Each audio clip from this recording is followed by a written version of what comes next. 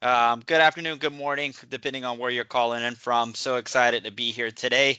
My name is Dalil Allison. I'll give a brief intro in a second, but have a very exciting topic to chat with everyone about all around being able to leverage Microsoft's great tools of SharePoint and Teams for centralizing data across your registered advisory firm.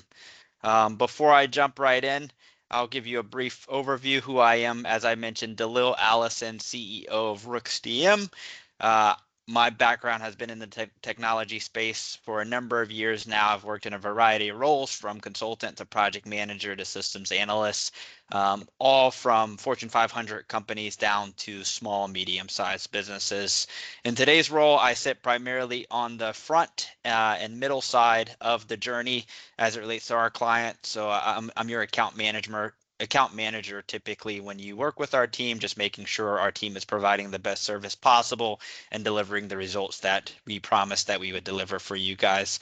Fun fact about me, I do love coffee shops. I'm a coffee shop enthusiast. So if you have any good local coffee shops in your city or any cities you've traveled to, feel free to drop them in the chat and let me know. Always looking to check out new ones. Today, going to cover a lot of information. I'm hopefully going to spend most of the time on that last piece there, which is the demo. But before we jump into the demo, I want to kind of frame the story as it relates to the power of Microsoft, all the tools that you have at your fingertips. I'll talk about the importance of data standards and why that's critical even outside of the technology. I'll give you a brief overview of Microsoft SharePoint, Teams, and OneDrive, what they are, how they work, and then I'll kind of outline what an end-to-end integration or process looks like through our customer success story. So if you have any questions along the way, feel free to drop them in the chat. I will be monitoring the Q&A section as well. As I mentioned, let's make this as interactive as possible. So before we begin, I always like to say, if you see this slide, be ready to participate. It means I will be asking you questions and we'll be looking for some participation throughout this presentation. So let's pay attention and make sure if you see a slide this color, that's a prompt to respond to the poll that I'm asking. So as we jump in, the first poll that I wanted to ask is, how well is your firm utilizing Microsoft tools? So if you just want to drop your response in the chat, that would be great.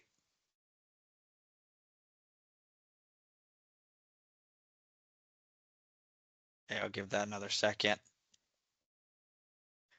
And if you don't know what Microsoft Tools does, then feel free to select option E. Awesome. I appreciate that. As it relates to Microsoft, so the way that I look at Microsoft is your digital mansion. If you think of a mansion, any great mansion has a lot of different rooms, and all those rooms have different functionalities or different meanings to them.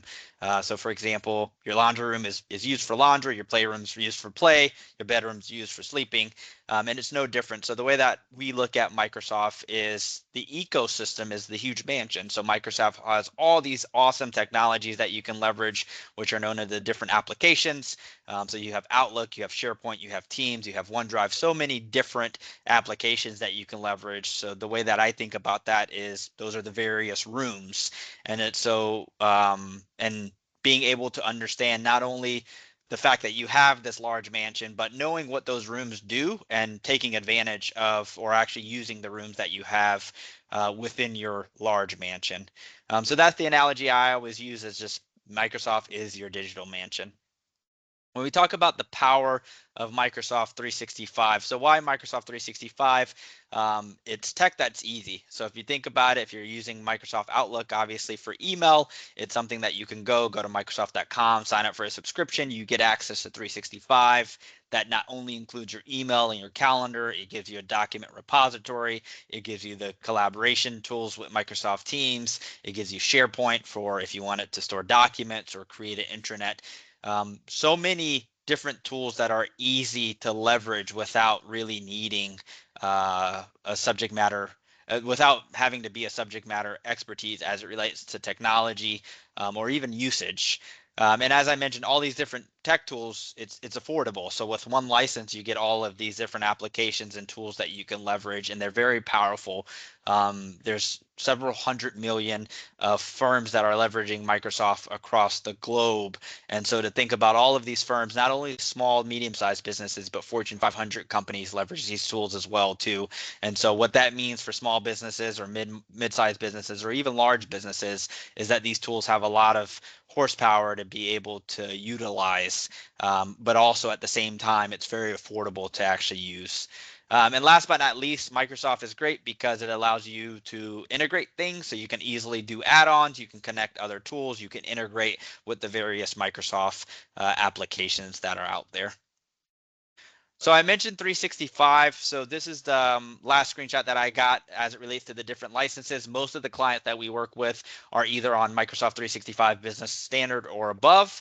You can see there with one license, all of the tools that you get out of it. So obviously your standard business application, such as Word, Excel, PowerPoint. I mentioned the Outlook with email and Calendly. Calendar, you get Teams with collaboration, communication. You also get OneDrive for document storage. So many different features and functionalities that come with one license.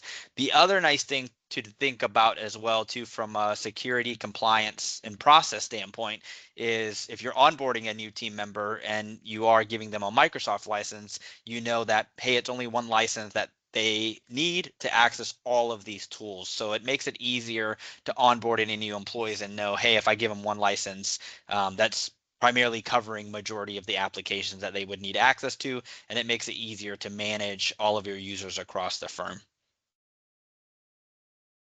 That's just a fraction of the tools. Here's another large list of items that are out there. So you can see OneNote's there.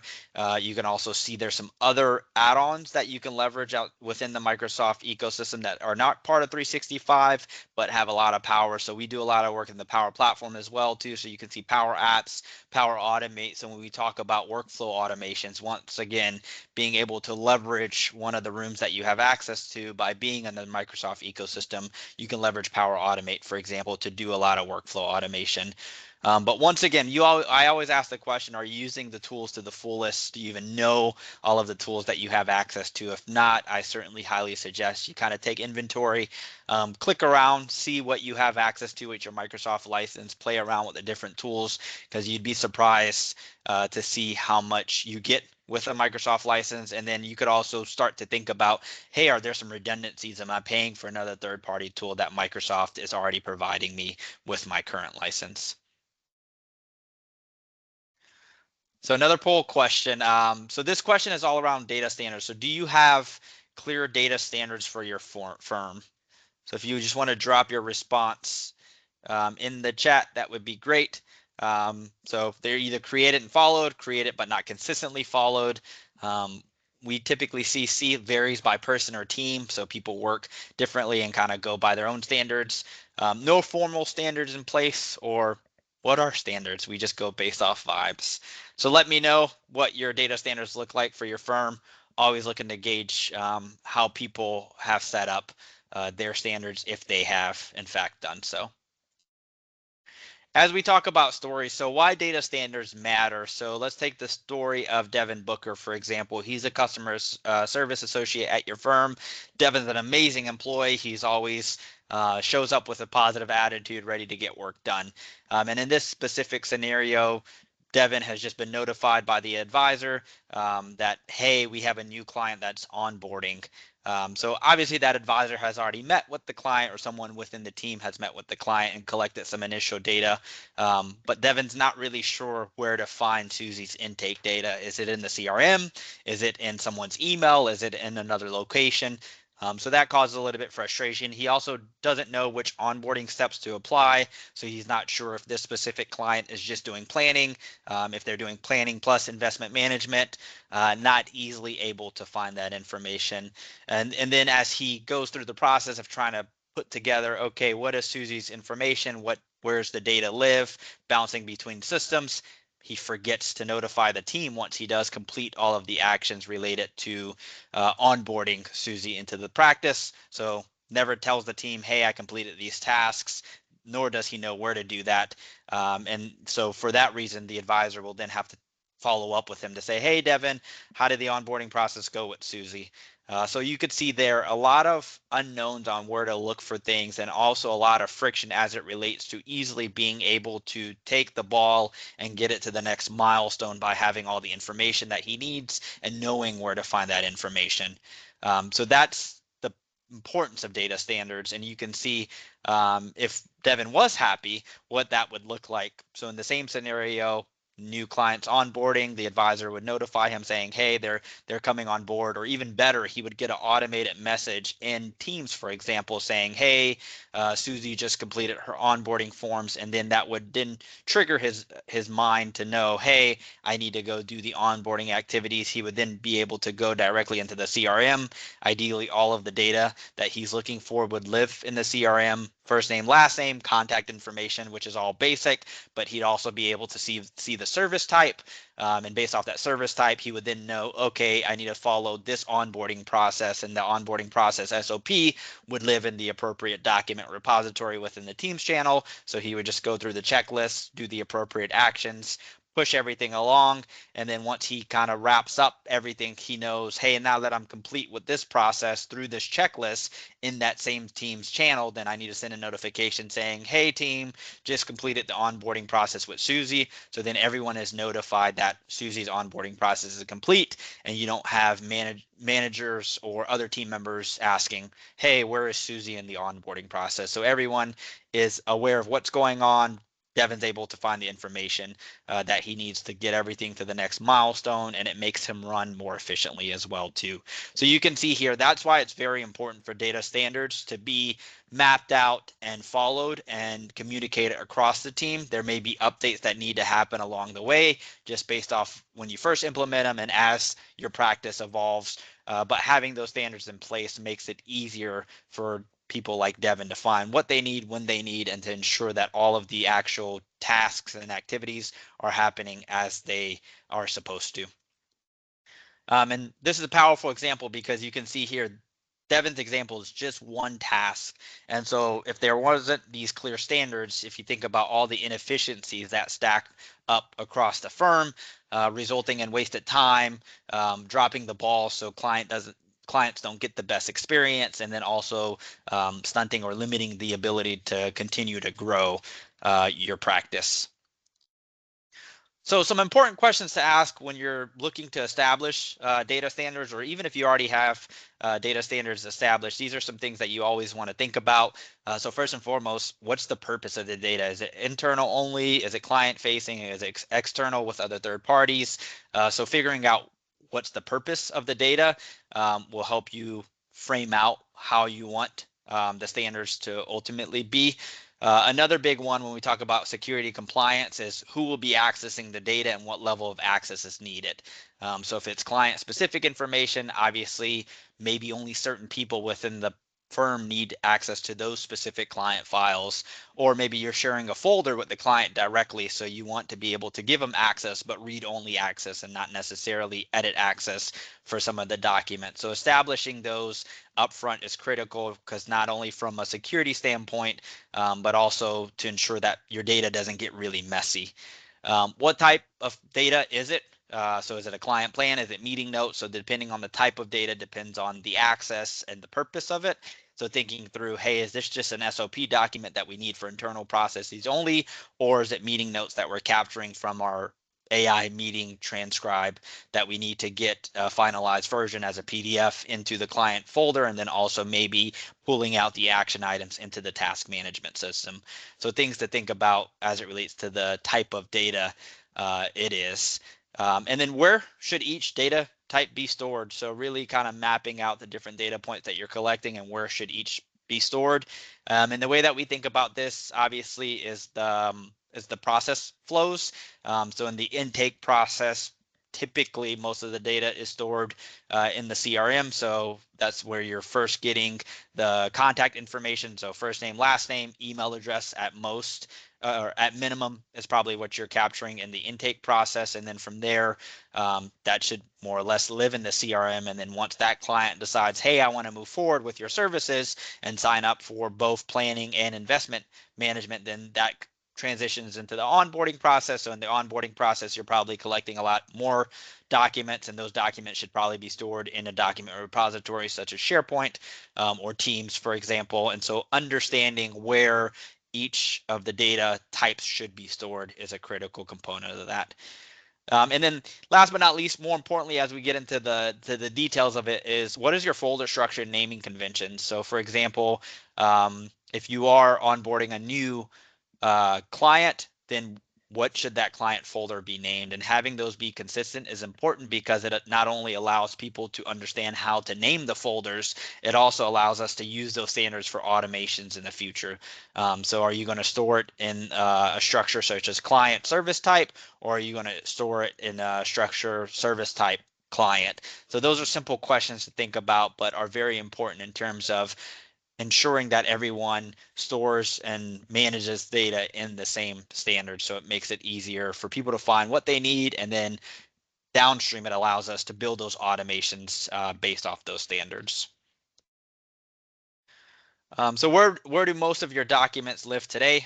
I'm assuming most people in here are probably on SharePoint or OneDrive. Is it Google Drive, local computer servers, email, all over the place? A lot of times when we get started with clients, we see it's a combination of things, and then it's ultimately how do we get it to a place where it's centralized so we know, hey, all of our documents are stored in this master system. So Microsoft SharePoint, what is it? It's the backbone of Microsoft Teams as well too, and it's the document management system. It gives you the flexibility and functionality to be able to store documents. It allows you to have different version controlling on there. So one important note that we always encourage our clients to do is not have multiple different files for the same working document, if you will, but having one file and then making the updates on there, and then using the version history to be able to, if you need to go back or see who edited what, you're able to use version history for that reason.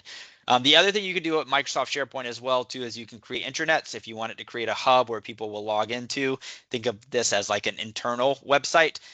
You can leverage Microsoft SharePoint to do that, and it has a lot of capabilities to do add-ons and integrations across Microsoft as well, to leveraging workflow automation or other Microsoft applications that are out there.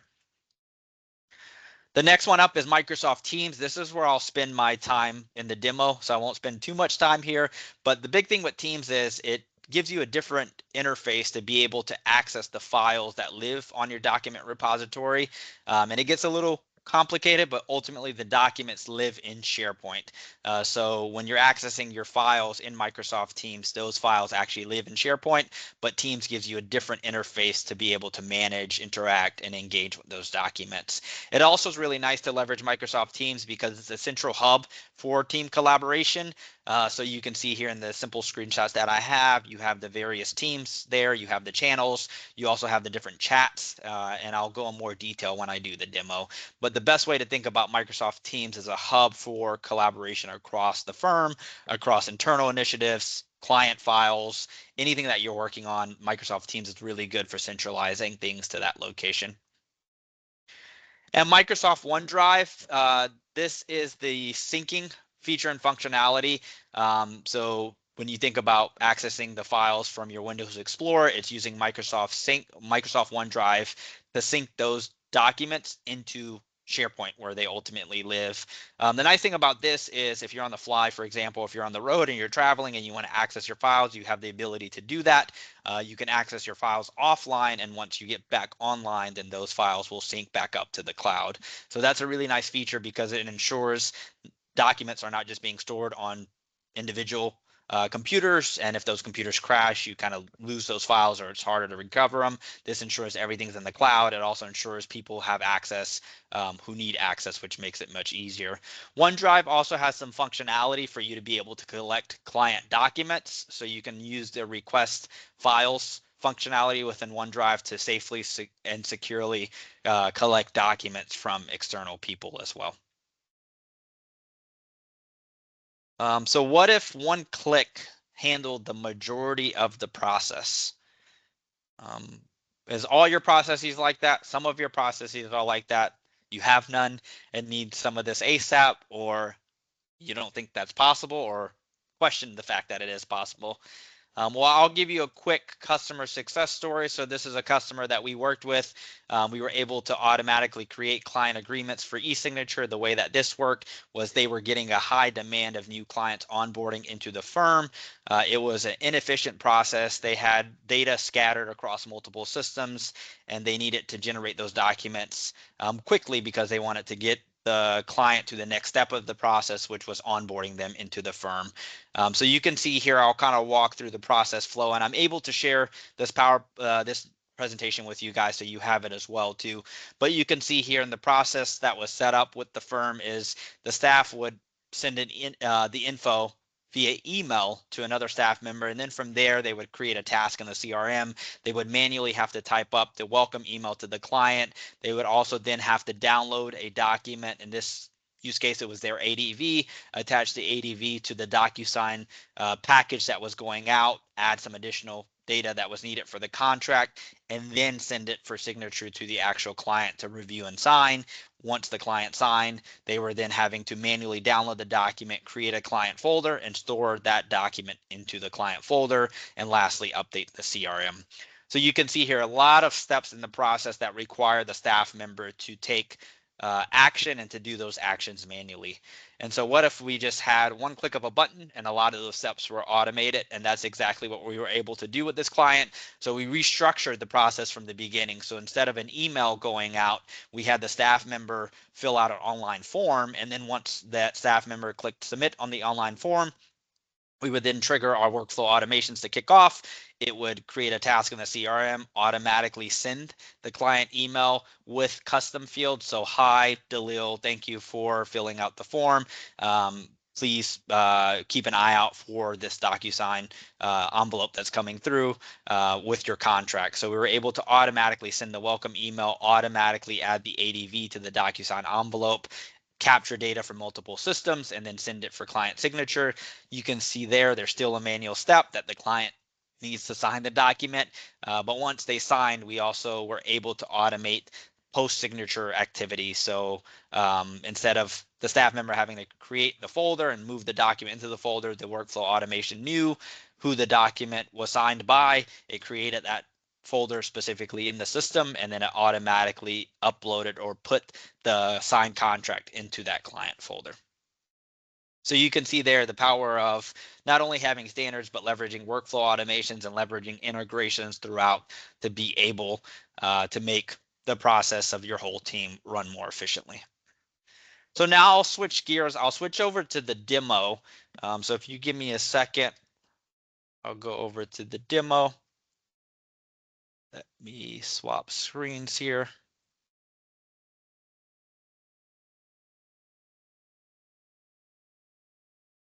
Okay, awesome. Can you see my screen okay? Give me a thumbs up.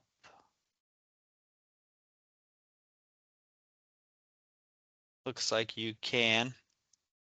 Okay, perfect. So this is Teams. This is a demo environment that I have built out. So keep in mind any of the information here is for demo purposes only. I'll kind of start with a high level overview of Microsoft Teams, and then we'll go into some specifics. So first and foremost, when you access Teams, you can see here on the left-hand side, you have a panel. The panel has a variety of items. This is customizable. You can drag and drop your items in the position that you want it in. Generally, you'll see the activity, the chat icon there. Calendar is here as well too. This is a nice feature. So they have been making a lot of updates on the Microsoft Teams interface here with Calendar to have it mimic what you see on Outlook, and everything syncs. So anything that you see here in the Teams application, you'll see in Outlook as well too. You can see calls, OneDrive, If we're leveraging Copilot, Copilot's on here as well. The nice thing with this is, like I said, not only can you drag and drop, you can also click view more apps. So if there were other things you wanted to add here, you can certainly do that to make it easier to access whatever it is that you want it to. You may want to access your Excel files a lot easier. So if you add an Excel icon here, you can see this is the latest Excel files that I was working on earlier this week. So that's really nice because it gives you the ability to customize things and see everything in a snapshot view. The other thing you'll see here is when there are notifications that are set up, you'll get these icons. So you can see this bubble number 2 for chat, for example, is indicating that I have notifications in 2 chats, in 2 different chats. So that's really nice because you can easily see who sent something and know, hey, there's some things that I need to take a look at. You can also see here, it'll do the same for activities. So let's assume I mark that as unread. If I click out of it, it should show up the little icon there as well. So making it easier to know what actions you need to take when. I'll drill in a little bit further. So I'll look at the chats first. Within chats, you can see if anyone mentioned you. So if I click on the @mentions, you can see that in this specific chat, I was mentioned a few times, which is nice because it makes it easier for me to know, hey, these people are calling me out specifically. You can also favorite certain chats. So for example, if I wanted to add this client services team to my favorites, I would just I would actually have to open this, select a specific channel, and then I can click show in favorites. And now this transfers and rollovers team will automatically be in my favorites. So that's really good if it's something that you need to keep an eye on or are accessing every day. You can just mark it as a favorite. So it makes it easier to find and you don't have to drill into each of the specific teams or chats down here. I can also remove it from the section. So if I take it out, it's no longer in the favorites. The other one is the chats. So these are direct messages that live outside of the teams and channels. So for example, this Lovebird demo, I was messaging him earlier this week. And so you can see here, this is a one-on-one message between me and Lovebird. You can also do this for multiple people. So if you wanted to create a 3 or 4-way chat for some reason, you can certainly leverage this feature of the chats functionality here. One thing to be mindful about doing that, though, is if it does involve a variety of people, it may make sense to ask the question of, hey, does this belong in one of our Teams channels instead because it's related to a specific project, a specific engagement, or something that more eyes may need to be on it, or an easier reference point is if it lives in a Teams, you know, hey, anytime we talked about A, B, and C, that data and that information will live specifically in the Teams channel. So if I continue on here, you can see teams and channels are below. And so in this view, I have a variety of teams that are set up. So client services V1 is a team, client services V2 is a team, sales and marketing is a team. Depending on how you want to set it up based off your firm, you have a lot of flexibility and autonomy to decide how to create these teams, what teams to create, and then underneath each team. So if I were to expand this client services version 1 team, you can see here, I have a variety of channels. So each of these channels roll up to this one team.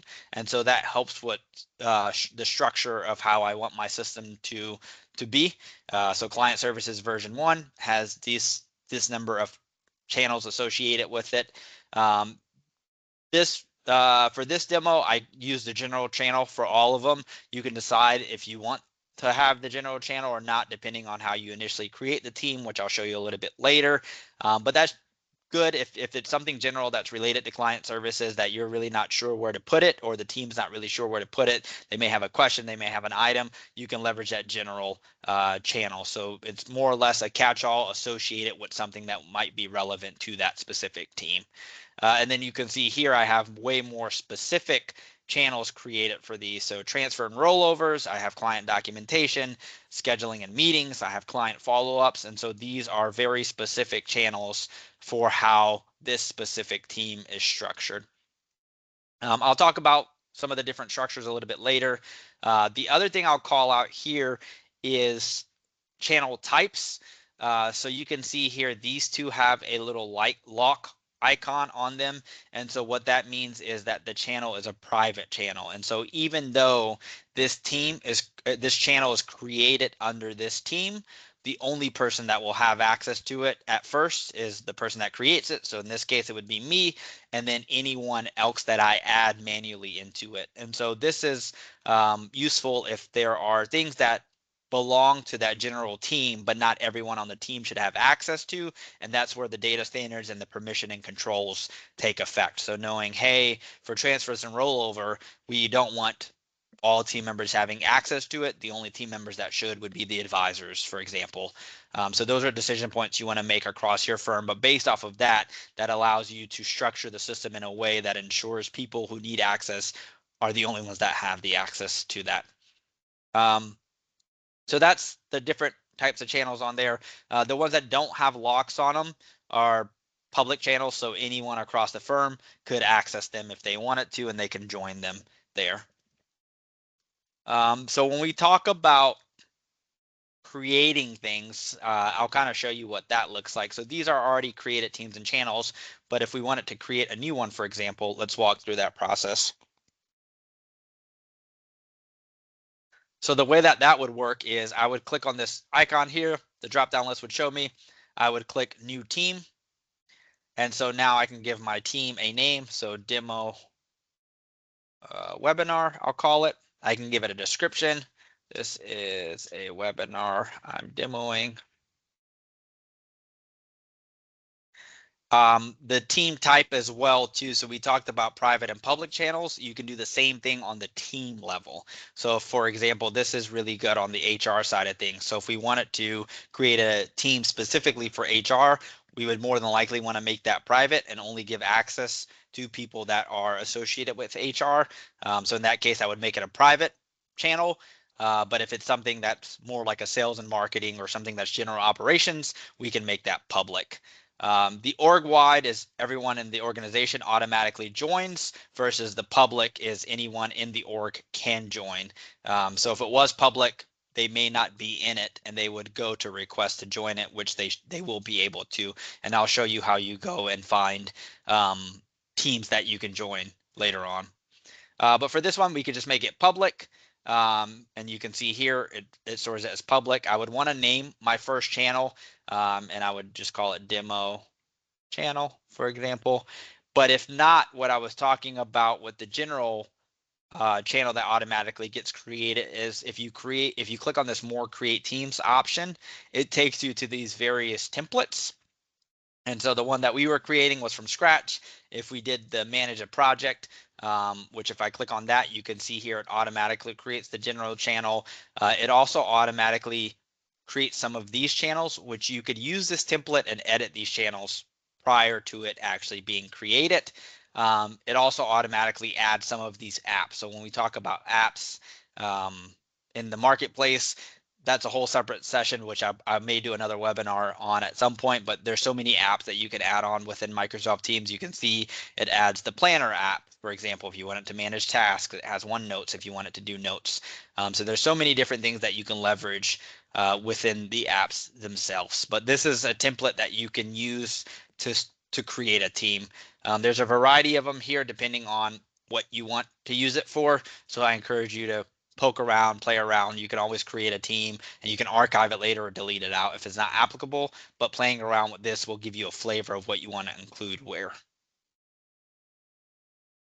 So now what we'll talk about is a little bit more structure. So as you can see here, I created a variety of teams. So client services version 1 through 3. These are different kind of formats for client services, if you will. So I have a general channel, and so sometimes what we see is our clients like to segment it out based off of processes. So you can see here for clients that are onboarding, they would live in the onboarding channel, for example. So, hey, Dalil is onboarding. All of his communication or any communication related to any new clients that are onboarding would go here. So if I wanted to make a post to say Dalil onboarding, I can say, Lovebert, Dalil is ready to go. I'm starting the process.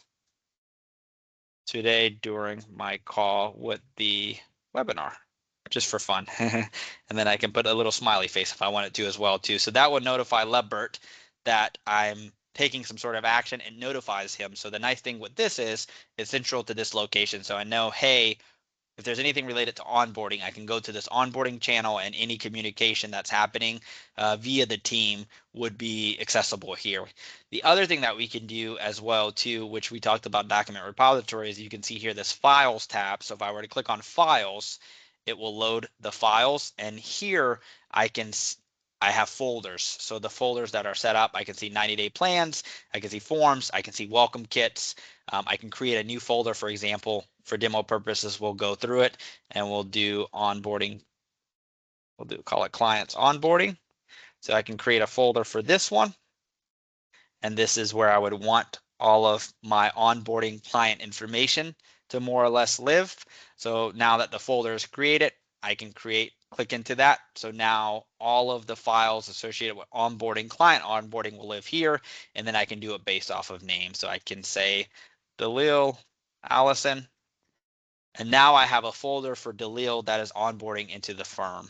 As I mentioned earlier, when we have workflow automation set up, we can automatically create this folder once someone fills out a form. So that's the power of standards as well too. If we know, hey, anytime someone fills out the onboarding form, automatically go and create a folder in this specific location, because we know all of our new onboarding clients will live in the onboarding channel under the client's onboarding folder, and we will just create this folder systematically using workflow automations.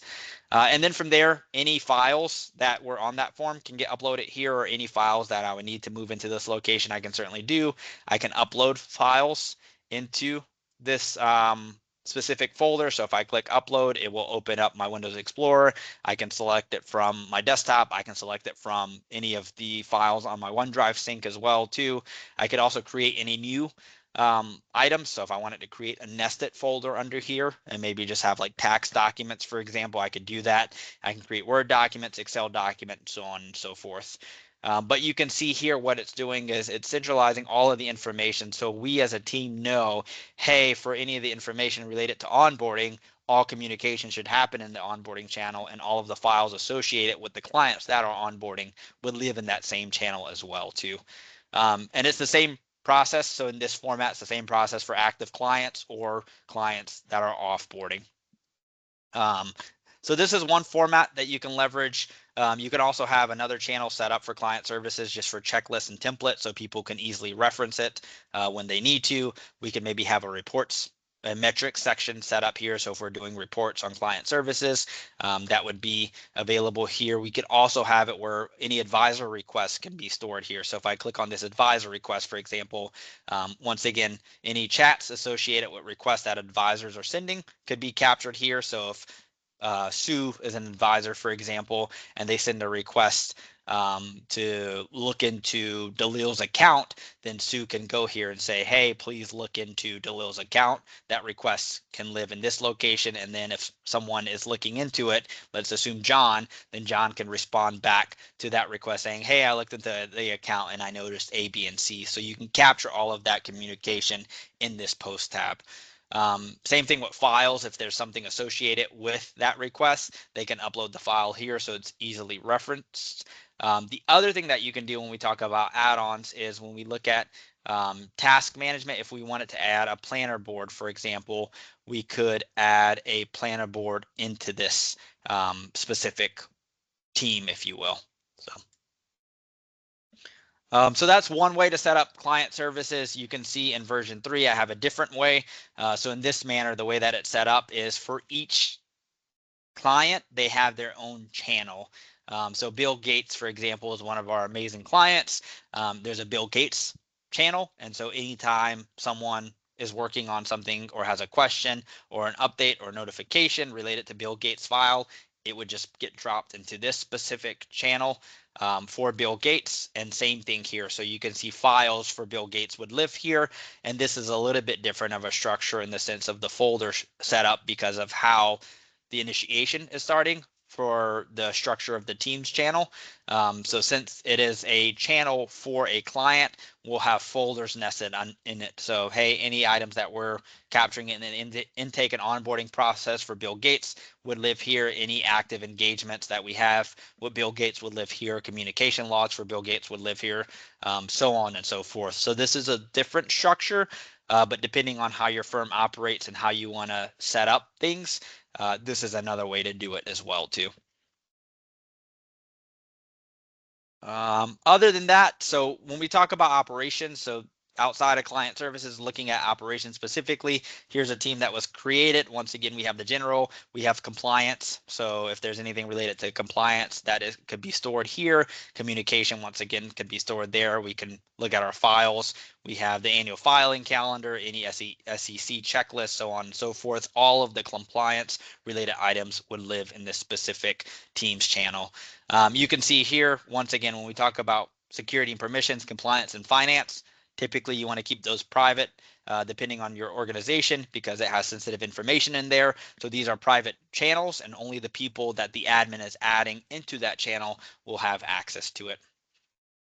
And then some others that we created, I won't go into too much detail, but sales and marketing folder, HR and people ops teams have been created here, and you can segment those out accordingly. So if we wanted to do it based off of prospecting and pipeline, we can do that. We can do it based off of referrals and COIs, so on and so forth.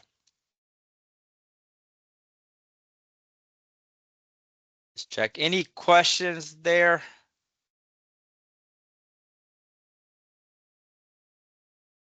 If not, I will jump back into my little bit ahead of schedule, which is awesome. So I'll jump back into my presentation and kind of wrap up here. Let me stop sharing.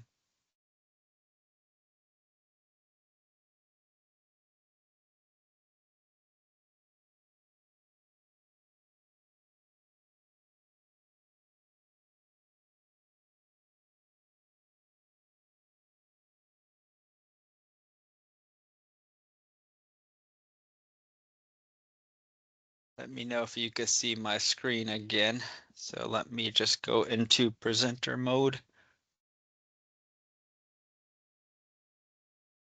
Awesome. Well, hopefully that was useful as it relates to the Microsoft ecosystem and leveraging really SharePoint and Teams for data, document storage, and kind of talking about the different standards that are there. Thank you for joining me today. If there's no further questions, if you do have further questions, feel free to drop them in the chat. You can also feel free to reach out to me directly.